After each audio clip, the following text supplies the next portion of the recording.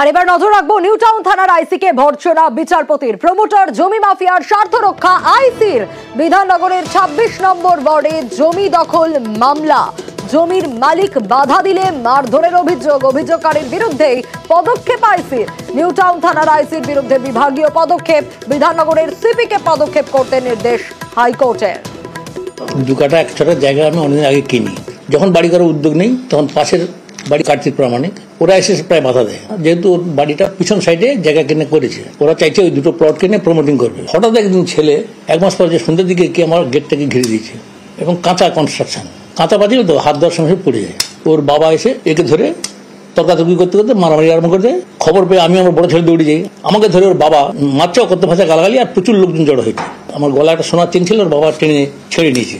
বড় ছেলে গেছে, তাকে দুমদম করে মারা। কার্তিক প্রামাণিক ওষুধ দালালি করে আর লোককে ধমকানি চমকানি দিয়ে কাউকে জায়গায় বাড়ি করতে ইচ্ছে না, সব প্রমোটিং করো আর এইসব কমিশন খায়। আইসি নিউ টাউন পুলিশ স্টেশন তিনি যে রিপোর্ট পাঠিয়েছিলেন তাতে অসন্তুষ্ট হয়েছিলেন বিচারপতি, এবং সেই রিপোর্ট তিনি ফিরিয়ে দিয়ে বলেছিলেন যে নতুন করে রিপোর্ট দেওয়ার জন্য।